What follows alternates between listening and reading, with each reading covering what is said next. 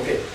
Entonces vemos que lo más importante del requerimiento del área usuaria, que luego va a aterrizar en el estudio de mercado, que no es otra cosa que una simple cotización. Las características técnicas y la cantidad la debe definir el área usuaria con precisión. Es un tema crucial. El área encargada de contrataciones, luego el estudio de mercado, entre comillas, es decir, de valorar cómo se comporta el mercado, va a definir el valor referencial. Hay un elemento que se publica junto con la convocatoria que establece cómo se arribó al valor referencial. ¿Cuál es? Más que los términos de referencia. El resumen ejecutivo. Tú eres proveedor. Cuando ves un proceso, ves primero que nada, correcto, lo que está pidiendo las bases, pero luego tienes que saltarte a ver el resumen ejecutivo. Por ejemplo, en el caso de nosotros, cuando vemos un proceso, hicimos una cotización de 1 millón y luego vemos que el valor referencial es 800.000, y es una necesidad de irte al resumen ejecutivo. ¿Por qué?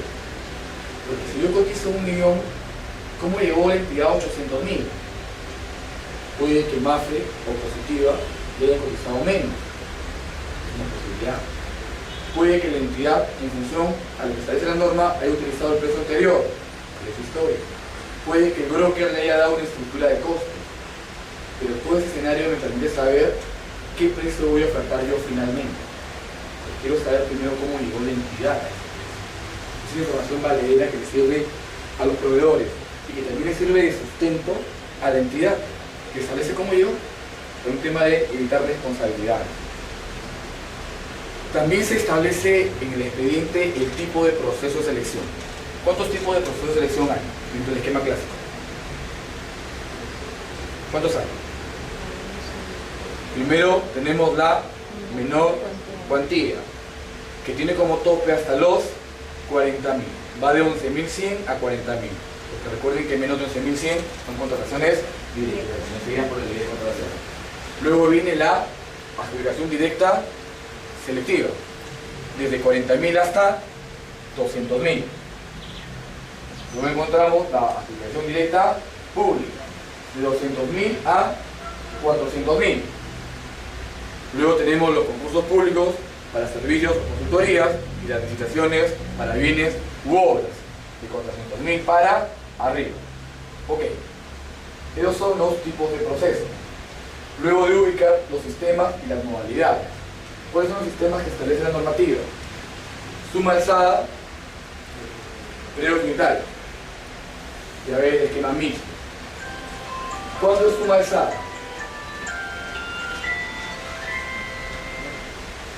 Suma alzada es cuando tengo todos los elementos que me permiten establecer el valor de lo que voy a adquirir, contratar o de la obra que voy a hacer. Predios unitarios es cuando no tengo todos los valores, no tengo toda la información, se va a desarrollar en el camino. En el rubro de obras, cuando yo voy a mandar a contratar o a edificar una posta médica, como es un espacio pequeño, yo tengo todos los elementos y salgo a suma alzada. Pero cuando voy a hacer una carretera, como es larga, no voy a saber toda la estructura del camino, salgo a precios unitarios. En el rubro que me muevo yo, seguro, cuando voy a salir a contratar las pólizas de incendio, de multirriesgo, como sé cuántos inmuebles tengo en su valorización, salgo a suma alzada. Cuando voy a contratar las pólizas personales, vía ley, sobre todo la de FOLA, la de formación laboral, la de practicantes, como los practicantes van variando, los trabajadores van variando en una entidad, salgo a precios unitarios. Hay algunas entidades que seguimos el esquema mixto. En el rubro seguros, contratan sus pólizas patrimoniales y sus pólizas personales. Para lo patrimonial, suma alzada. Para lo personal, precio unitario. La norma también me permite eso. Las modalidades que hay: concurso, oferta, llave en mano, dentro de todo el tema de obra. Llave en mano es cuando entrego todo ese funcionamiento. Concurso, oferta, entrego todo el terreno, pero no la puesta en funcionamiento. También encontramos las modalidades de contratación. ¿Cuáles son? Subasta inversa, que puede ser presencial o electrónica, que lo van a ver en este momento determinado cuando vea el proceso. ¿Qué más? Convenio marco. Ahí está dictando una clase en el Colegio de Ingenieros, Un alumno me dice, doctor, íbamos a comprar impresoras, que tengo mi proceso, pero ya salió la ficha, ya salió convenio marco por la adquisición de impresoras vía convenio marco. ¿Qué me conviene más? ¿Sigo con mi proceso o lo cancelo? Y lo que establece la materia de convenio marco. Si tú en tu valor referencial has conseguido un precio más bajo que el monto de convenio marco, sigue adelante. Si de repente tu valor referencial en tu proceso es más alto, cancélalo y vete a convenio marco. Todo lo que establece la materia de convenio marco. Todo lo que hay en convenio marco, utilizo convenio marco. ¿Por qué? Porque tengo la ventaja que no uso proceso. Como ven ustedes, ya se estableció el proceso, ya compro de manera directa. También encontramos las compras corporativas, como otra modalidad, que es cuando se juntan varias entidades de manera voluntaria o por una obligación legal para adquirir determinados productos o determinados servicios. Son modalidades, eso debe estar establecido en el expediente de contratación. El mismo que también incluye lo más importante, la disponibilidad presupuestal, que también debe informar los periodos presupuestales que va a afectar. Todos hablamos de contratación de servicios por un año, pero casi ningún contrato va del 1 de enero al 31 de diciembre. Usualmente van del 15 de febrero al 15 de febrero, junio a junio, y eso implica que van a tener dos periodos presupuestales, 2013 y 2014.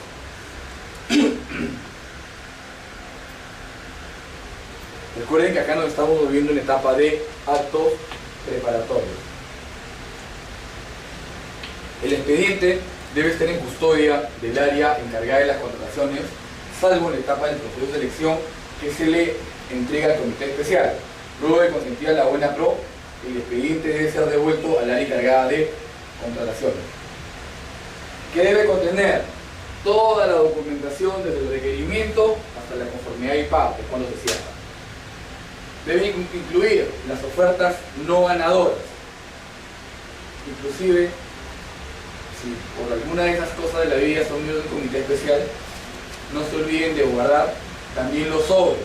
Tienen una menor cuantía, una ADS, recuerden que en estos casos se presenta en mesa de partes, que la oferta se presenta en un sobre. Pero ¿qué cosa sería el de mesa de partes? El sobre. El único documento que acredita que se presentó dentro del horario es el mismo sobre. No vaya a ser que rompan el sobre, lo voten y se queden con la propuesta. Porque están votando la posibilidad de poder identificar que esa propuesta se presentó dentro del plazo establecido. Escucha. Hay unos mesas de parte que agarran y rompen el... Si tú lo dejas de mesa de parte con el documentación, te rompen el sobre y te marcan el eso es válido siempre y cuando yo dentro tenga dos sobres. Pero si solo tengo un sobre, no me lo pueden romper porque estarían abriendo la propuesta. En este parte no puede abrir la propuesta.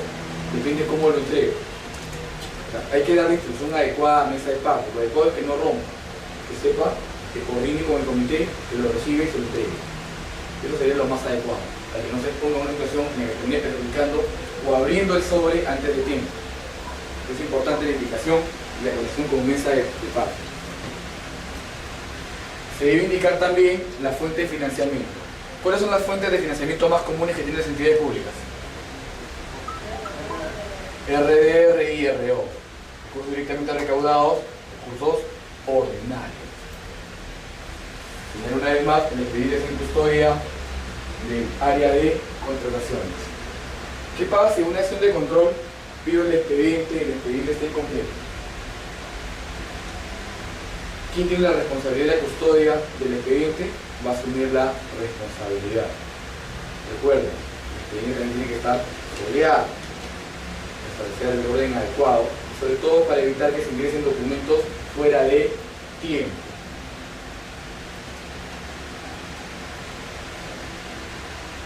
¿Quién aprueba el expediente de contratación? ¿Ah? ¿OGA? ¿En qué entidad laboras tú, Emanuel? No, laboral. ¿En el? Justicia, laboral. No te tu nombre, ¿verdad? Yo soy Rocío. Rocío. ¿Y dónde laboras tú, Rocío? Yo trabajo en el sector privado. ¿Tú, Jocelyn? Preinversión. ¿Quién aprueba las bases de preinversión?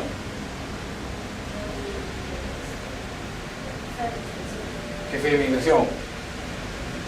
En tu entidad, ¿quién aprueba las bases?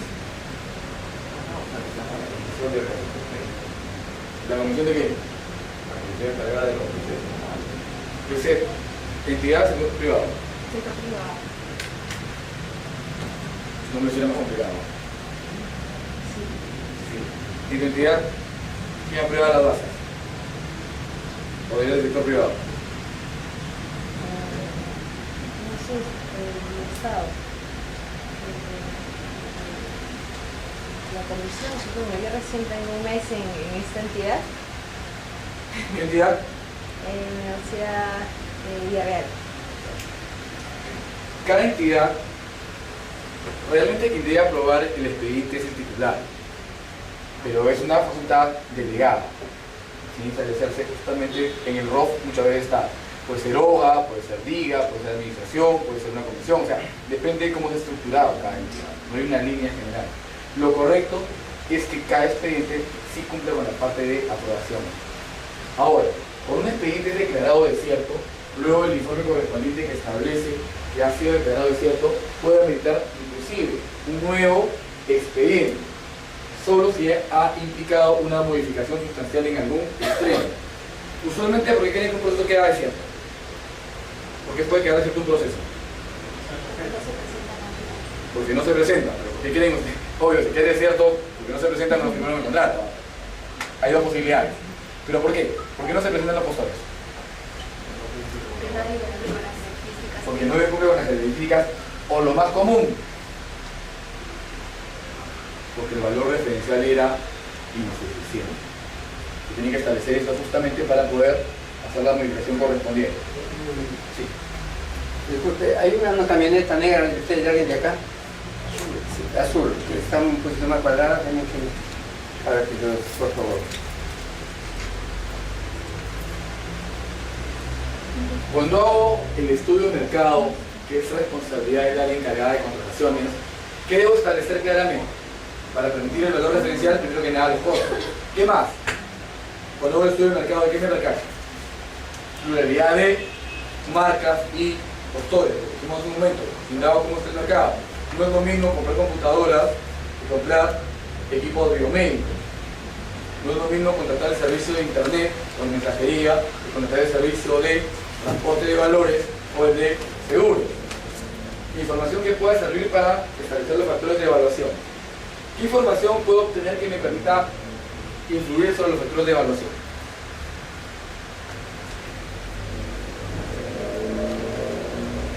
¿Qué consideras tú que puedes obtener que puede incidir en el factor de evaluación?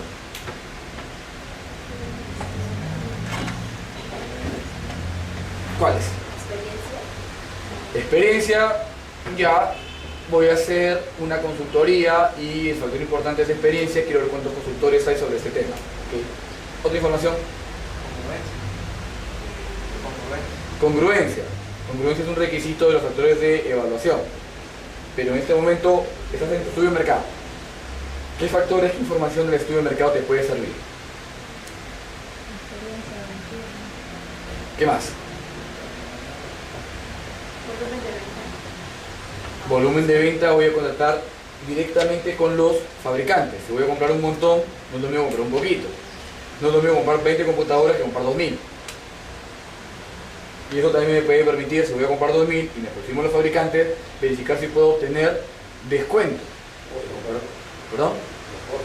Los costos, la estructura de costos bien establecida. ¿Qué más? Cuando hago mi estudio de mercado, me aproximo al mismo y puedo establecer inclusive elementos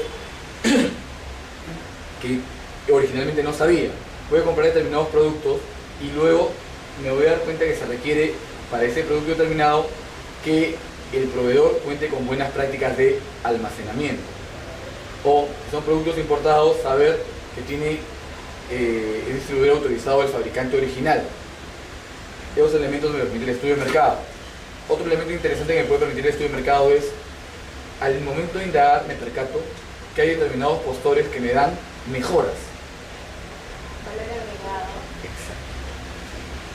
Tú lo dijiste hace un rato, ¿no? El valor agregado de Iraoka es el servicio de postventa. entonces puedo establecerlo como una mejora. Las mejoras, ojo, no se pueden alejar del punto de congruencia de lo que se está adquiriendo.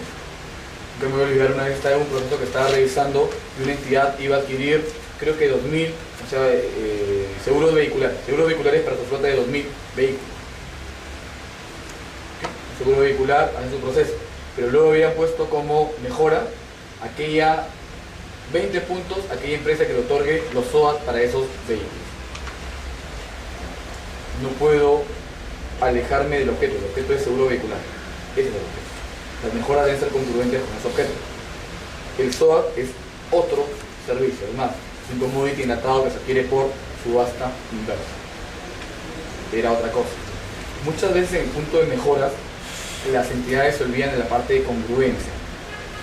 Otras veces no. Depende cómo lo elabore. A principios de semana estaba revisando las bases de la póliza de servicio oncológico de la Superintendencia de Banca. Y dentro del tema oncológico era la atención a los pacientes, perfectamente entendible. Pero había un elemento que lo había puesto como mejora. Se otorgará 10 puntos de mejora a aquella empresa de seguros que brinde la alimentación, desayuno, almuerzo, comida de los familiares de aquellos empleados que se encuentren internados. ¿Qué comentario les merece esa mejora? ¿Qué piensas tú, Vicente? ¿Es congruente con el objeto que está convocando? No es congruente. Pero me puedo volver a repetir, profesor. La SBS está en su proceso para la póliza oncológica y está pidiendo en unos rubros finales como mejora que da 10 puntos a aquella compañía de seguros que brinde alimentación, desayuno, almuerzo y comida para los parientes de los enfermos asegurados que se encuentren hospitalizados. ¿Qué piensas tú de esa mejora?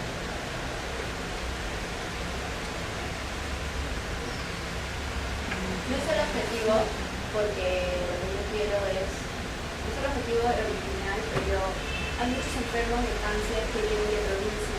Entonces hay mucha gente o familiares que no tienen ni dónde quedarse ni nada. Entonces, para ellos darles de comer, de hacer, de disfrutar. Entonces, como te digo, no es el objetivo principal, pero de alguna manera va a ayudar a esas personas. ¿Tú qué piensas, Rolando? Efectivamente, yo también estoy de acuerdo que no es el objetivo porque no encuentro congruencia en el enfermo con la alimentación que se da a los parientes. Si yo veo que yo doy una mejora, hay una mejora para el paciente, un valor agregado para ella. José está viendo, y dentro del grupo de Denies aparentemente está el broker que había planteado el que decía, pero en principio sí es una ayuda para el paciente, porque el paciente requiere un familiar. Y decía, claro, el problema es que me estás pidiendo un tema indirecto con el servicio de orina, pero el tema más complejo, ¿saben cuál es? Que no puedo cuantificar la mejora que me están pidiendo. Ese es el problema real. O sea, por un lado no es congruente que lo que me estás pidiendo con el servicio, pero por otro lado, ¿cómo valorizas eso? Desayuno, almuerzo y comida. No, porque pudieras esforzarla para solamente máximo 2 personas. No, pedían una, pero el tema es por cuánto tiempo. Todo el tiempo que se enferma. Claro, exacto, todo el tiempo que está enfermo. ¿Cuánto? Ya ponle, no creo que vaya a vivir más le pones un tiempo. Como médico los matan. Me ha hecho acordar la vez estando el curso de seguros para el personal de la compañía y decía, ¿no? En la modificación del contrato de seguro se establece que los menores de 16 años no pueden contratar una póliza de vida. O mejor dicho, yo no puedo contratar una póliza de vida para menores de 16 años. ¿Ah? Algo que estén casados. Que esté independizado, claro. Pero hacia abajo, no. Y el tema es, ¿por qué no? O sea, no, pero... Y el actuario, claro, pues. Si se muere el menor de 16 años, ¿eso afecta a la familia económicamente? No, no le afecta para nada. Y la familia mantiene su mismo nivel de vida. El actuario pensaba en números. Efectivamente, si se muere el padre o la madre, son proveedores y afecta. Se muere el hijo, es consumidor. Es lo veía en una perspectiva económica. O sea, los consumidores también vale. Sí, pues la gente que está internada de cáncer, cuando ya está internada, el promedio de vida es bastante poco, ¿no? Pero el tema es que no sé cuánto es. ¿Cómo puedo ofertar algo sin saber cuánto es? Y aparte, desayuno, almuerzo y comida, ¿dónde? Carretilla, restaurante del hospital, restaurante de la clínica, en el hornero, ¿dónde? Complicado. Una logística complicada. Porque, ojo, que uno va en función a su estándar de vida. No es lo mismo que el que tenga cáncer sea el gerente, y que tenga cáncer sea uno de los choferes. El ritmo del alimento va a estar internado, correcto, por unas condiciones, pero el nivel de vida que tienen los familiares, todo, o sea, son muchos elementos. No le das el alimento que le dan a los miembros de las elecciones, a los presidentes de mesa, el secretario, no le dan un atún, una galleta y su jugo. ¿Va a ser una mesa? No, hermano. ¿Qué le digo? Le dan igual, o sea, su atún, su jugo, su galleta y un yogur. Sí. Cuando yo decía miembro de mesa me daban el enlatado, pero era pollo, por suerte, y después era lo mismo. El fútbol siempre triangular, todavía me acuerdo, más baratito. Claro, el esquema es que esa vaina... Eso no es almuerzo, tú lo has dicho. Eso no es almuerzo. Pero el tema es, yo no puedo pedir un factor que esté incongruente y tampoco que no pueda ser medible. Salvo cuando se dé el supuesto, ¿no? Yo tengo que partir. Siempre las mejoras deben estar debidamente establecidas, congruentes como el objeto, como todos los valores, como todos los factores de evaluación, deben ser medibles. Luego establece dentro del estudio de mercado la pertinencia de realizar ajustes a las características y condiciones de lo que se va a contratar. Por ejemplo, se va a contratar un uniforme del personal de verano. Jocelyn, ¿qué te le propones? Sí. ¿Cuál sería la estructura del uniforme acá? Banco de la Nación. Son pocas las empresas que dotan de uniforme a su personal. En Proinversión sí dan uniforme, creo, ¿no? Ok, en categoría también. Ahí Pero también sí, uniforme. necesitas usado uniforme, pero ya no lo utilizas. Te lo dan, pero no lo utilizas. No, la recepcionista. Ahí va. Igual, como no es bonito, no lo utilizas. ¿No es bonita la recepcionista o el uniforme? Como la uniforme. Era una blusa blanca, una pañoleta roja y un pantalón de verano. ¿Vas a preguntar? Sí, en cuestión de seguros.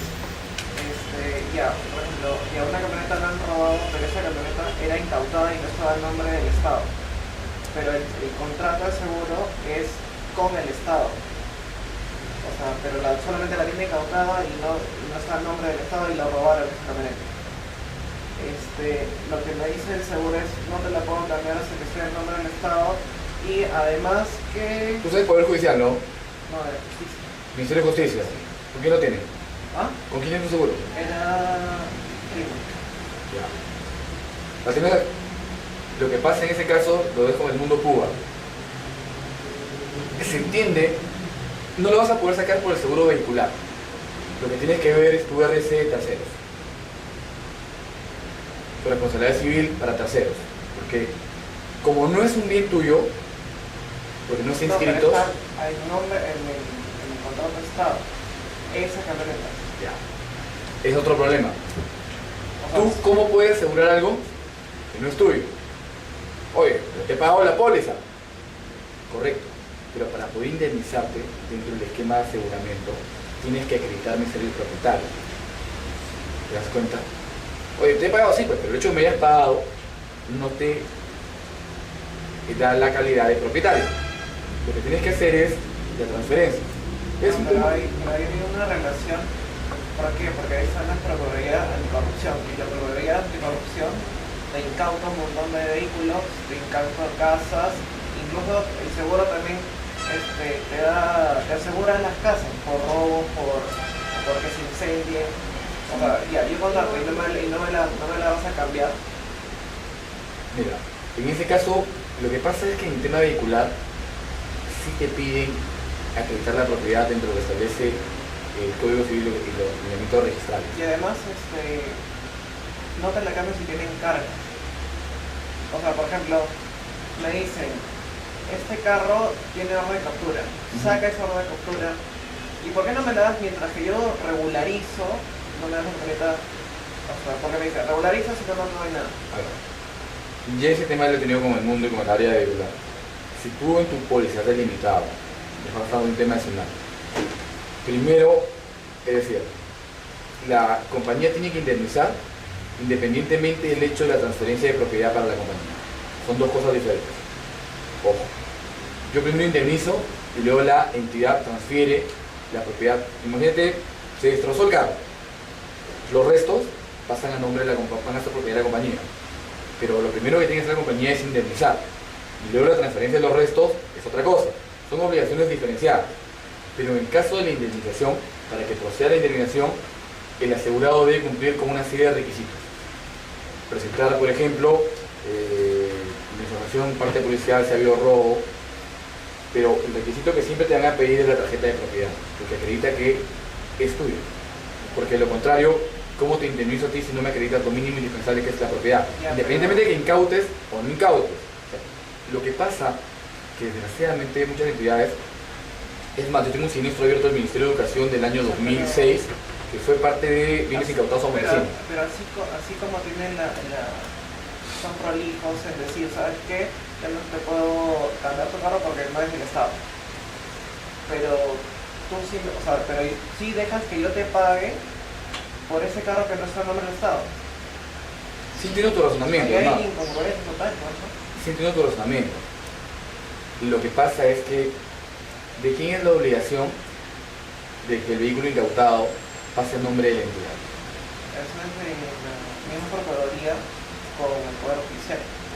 Yo asumo tu riesgo. Eso dependiendo en qué términos se Claro, tenga pero te digo, condenado. lo que pasa es que la aseguradora asuma tu riesgo. Yo voy a asegurar esto. En un inicio lo asumo porque tú me has dicho que es tuyo, buena fe. No, que los papeles se dan, y no se dan nombre. Ojo, cuando uno va a proceso, en las bases lo que aparece es la relación de los vehículos. Por principio de buena fe, yo asumo que ese vehículo es tuyo. Yo no conozco, mira, yo veo bases, todos los días veo entre 4 y 5 bases. No conozco una sola entidad que me diga que no es la propiedad o que es propietario o no es propietario. Lo que me ponen es datos del vehículo, placa, características, año y a veces inclusive número del motor cuando es nuevo y todavía no tiene la placa. Y entonces sería mejor al momento de hacer las bases colocar ese dato. Sí, deben poner estos vehículos de acá No son. no son de propiedad, son incautados. Adquiérelos o asegúralos como de terceros. Pero ese es trabajo de la entidad. No es la aseguradora asume buena fe, todo eso es tuyo. Pero si el momento del siniestro, oye, no era tuyo, yo lo aseguré como tuyo. Pero el momento del siniestro es cuando no verifica que es tuyo. Yo justo acabando el año pasado, pagué una indemnización justamente al Ministerio de Educación que teníamos un lastre que tenía la fianza de 3 años, 5 años, porque había un vehículo que se había siniestrado, que figuraba para ellos, pero ¿qué había pasado? El vehículo lo habían entregado en canje, la compañía de seguros, antes de Latina, tenía otro nombre, luego era de Latina, luego era de Mafre, y lo utilizaba el ministerio, pero nunca hicieron la transferencia de propiedad. Y lo peor de todo, lo que tú veías en la tarjeta, el propietario era una persona natural. ¿Cómo haces todas esas transferencias de propiedades? Era casi general de la original. Era todo un problema. Acordamos, ¿sabes qué? Consigue al propietario original, que te dio una carta que eres el propietario y que te da transferir. Ya ni siquiera vamos al registro público. Tenemos la carta de transferencia, contrato de compraventa original que te da transferir. Y con esa salida pudimos indemnizar. Porque lo contrario no podíamos, porque no acreditaba propiedad. Te sugiero que trabajes una alternativa que acredite la propiedad en ese supuesto. O sea, oye, esto es mío. Ese documento no me he inscrito que tengo un compraventa, tengo algo que me acredite como propiedad. De lo contrario, solamente soy poseedor. Claro, o sea, te ponen como administrador, dependiendo. O sea, yo te explico, yo te digo, ya, ¿sabes qué? Yo quiero asegurar estos carros que han sido incautados. Dependiendo del final del proceso, si es condenado o lo absuelven, esto va a pasar a nombre del Estado o se le va a devolver el vehículo. En tu supuesto, fíjate, tu mismo razonamiento. Vehículo incautado, lo tienes tú. Te indemnizo el dinero a ti. Lo absuelven. Ese pata va a ir, directamente contra la aseguradora diciendo, a ver, si el carro es mío, porque en registros públicos es mío, ¿por qué le pagaste a la aseguradora? No, pero es que ahí eso sí está regulado, o sea, le pagaste a la misma entidad, le pagaron, la aseguradora le pagó a la entidad, ya. La entidad lo que tiene que hacer es devolverle ese dinero al que hacía. Yo te digo, ¿cómo la aseguradora le paga a la entidad si el propietario es otro?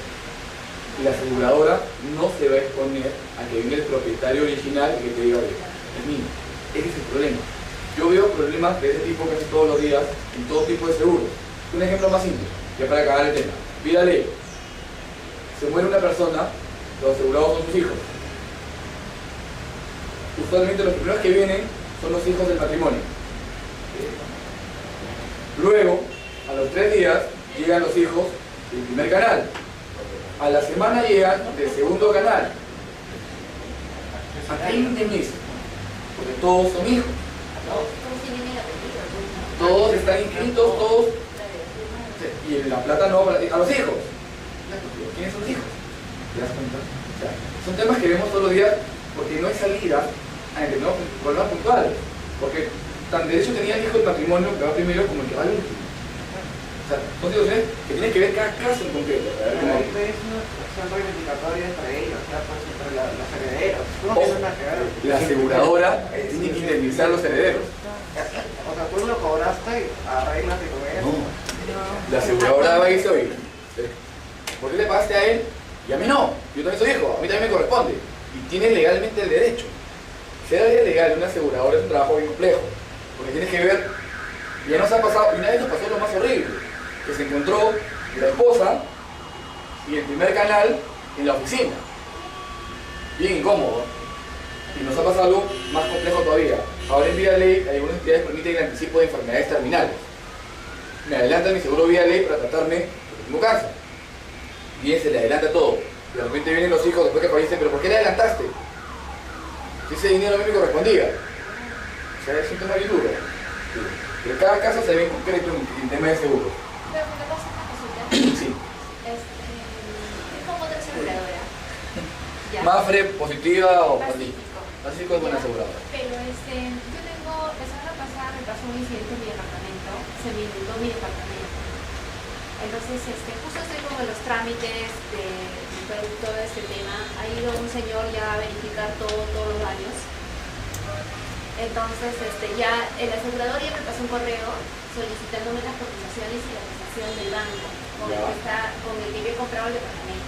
No estamos Y seguros de todavía gravamen. no sigo pagando el departamento, Okay. correcto, mediante el BCP. Pero también pago mensual mi siniestro de mi póliza de seguro, porque no les asegurado. Tu póliza de gravamen, te digo. Sí. Entonces, ellos me pedían una serie de documentos que son cotizaciones. Las cotizaciones mías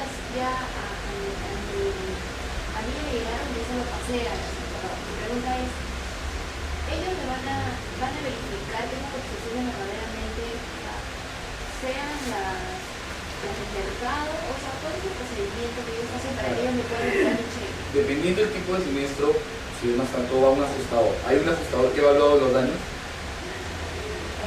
sé si era acusado del chico, pero el Pacífico ha enviado a un joven a tomar las Ya. evidencias, o sea, ha Es tomado un- fotos ya. de todo. Ya, es un nuevo funcionario sé, para la verdad, que evidencie el daño. Ya. Tu daño no implica un ajustador, no es un tercero que va a evaluar si tiene un error. La foto para él implica que efectivo el daño. Ya. Se cuantifica, sobre eso su área técnica tiene una tasa de, si dentro de esa naturaleza se paga de acá a acá. Sobre ese importe que tienen para pagar ellos, pagan tus cotizaciones. Va a evaluar, ¿se ajustan al mercado? Sí, no. Si se ajustan, acá, que procede mejor. Si están arriba del precio del mercado, la van a decir, no procede, consigue otra cotización. Es el procedimiento usual. Bien, ya no hay más preguntas de seguro, ¿no? Ok, volvemos a otro tema. Al hacer el estudio de mercado, justamente el área encargada de logística se va a percatar de la pertinencia de hacer o no determinados ajustes a las condiciones de contratar. Porque va a evaluar cómo responde el mercado. Valor referencial, como mínimo 2 fuentes, ya las hemos visto: cotizaciones, históricos, estructura de costos o precios obtenidos en internet del SEAS. Si trabajo en una entidad como una municipalidad o una entidad pequeña, puedo ver las municipalidades de mi costado. Si soy un proveedor, es importante que vea, conocer los procesos, la parte del resumen ejecutivo y dependiendo del mercado, chequear el PAC de determinadas entidades con las que usualmente trabajo. ¿Qué implica el valor referencial? ¿Qué debo incluir? Alternativas existentes a nivel de comercialización. ¿Qué otros cumplen? Nissan, Toyota, puede ser coreano. El costo total de la propiedad. Está saneada, no está saneada, el terreno, la hora que me voy a meter. Disponibilidad inmediata. Implica, lo tienen o no lo tienen. Me lo entregan ya, me lo entregan en 2 semanas, me lo entregan en 6 meses. Depende del producto. Los descuentos por volumen, usualmente cuando compro el fabricante. Las garantías, 1 año, 3 años. Mejoras en las condiciones de venta. Eso viene sobre todo con la parte de postventa. Si compras tanto, tanto. Si tienes tal cantidad de lote, un técnico asignado. Se deben considerar esos elementos para el valor referencial. Pero repito una vez más que es responsabilidad del órgano encargado de las contrataciones determinar el valor referencial. Y aquí el punto importante. El órgano encargado puede pedir el apoyo del área usuaria. Y el área usuaria está obligado a brindar. Sí o sí debe brindar. Porque la idea es trabajar de manera coordinada. Hay situaciones en las cuales no se termina de precisar todos los elementos del valor referencial. Por ejemplo, en cobranza, cuando se contrata un estudio de abogado por una recuperación y se incluye el honorario de éxito. ¿No es abogado, no? ¿Cómo aplicas un honorario de éxito? ¿Alguna vez lo has aplicado? Te sugiero que cuando lo hagas, pactalo puntualmente. Tú, Rolando, el abogado debe siempre plantear su honorario de éxito. Si consigo esto, en tal tiempo, tanto. Si consigo esto, en tal tiempo, tanto. Si gano un tema difícil, tanto. Eso lo planteas como honorario de éxito. Si no lo dejas al final, porque no vas a tener honorario de éxito. No va a partir de los que te han contratado. Antigüedad del valor referencial, 3 meses. Desde aprobado el expediente. En el caso de obras, 6 meses. Recuerden que en la ley de contrataciones no hay límite mínimo y no se puede pasar del 100%, salvo en los casos de obra que el límite mínimo es de 90%. El certificado de disponibilidad presupuestal debe incluir la fuente de financiamiento, ya las vimos, usualmente recursos ordinarios o recursos directamente recaudados. La cadena funcional problemática del gasto, asignado contablemente, y el monto al cual ascienden las certificaciones y anotaciones del caso. Se debe incluir también los presupuestos que va a afectar, 2013, 2014, 2015. Recuerden que las contrataciones públicas pueden hacerse como máximo hasta por el plazo de 3 años. Hemos avanzado relativamente rápido en este caso. Elementos que quiero que tengan claros, recapitulando. PAC, instrumento de gestión, le sirve a la entidad, le sirve a los futuros proveedores. ¿Qué más? Plazo de aprobación del PAC, 15 días después de aprobar el presupuesto, 5 días para publicación. El trabajo del área usuaria más fuerte es definir las características de lo que se va a adquirir y contratar. Eso es lo más importante. Es más importante que la documentación obligatoria, que no deja de ser declaraciones juradas, que los elementos que me dan puntuación, que son elementos usualmente de fácil cumplimiento. Lo complejo es determinar las características. El trabajo más duro. Puede que es lo que sea que demore más, pero es lo más importante. Trabajo coordinado entre el área usuaria y el área encargada de contrataciones. El área encargada de contrataciones sí le puede corregir la plana al área usuaria porque es la que tiene contacto directo con el mercado. La recomendación: si algo no conocen, pregunten. Si algo no conocen, vean en el SEAS.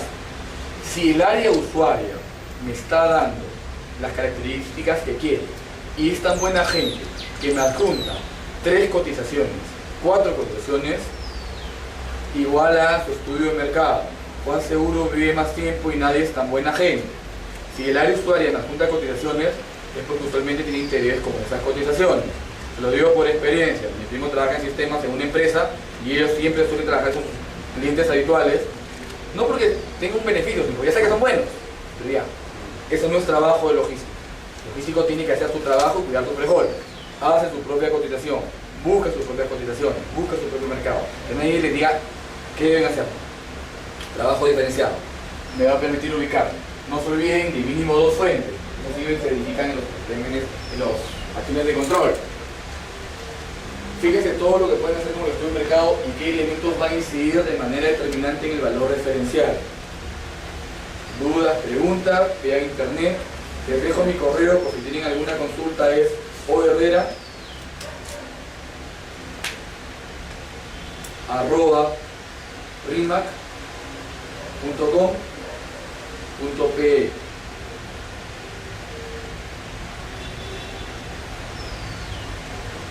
Y ahora, acabando la clase, les quiero hacer la pregunta: ¿qué pasó? Porque cuando llegué solamente habían 2 personas. Suelen llegar tan tarde a las clases de los sábados. El partido de la noche. Yo soy sin garganta por el partido de la noche. No, yo soy sin garganta porque ayer grité 3 horas y después 3 horas. Y después de gritar el gol ya me fue la voz. El primer tiempo hemos gritado más, ¿no? El segundo tiempo. No, he estado así. Bien, muchachos, un gusto estar con ustedes esta mañana. Lo más probable es que nos vamos a ver en otra clase. Igual cualquier duda, consulta, tienen mi correo. Gracias.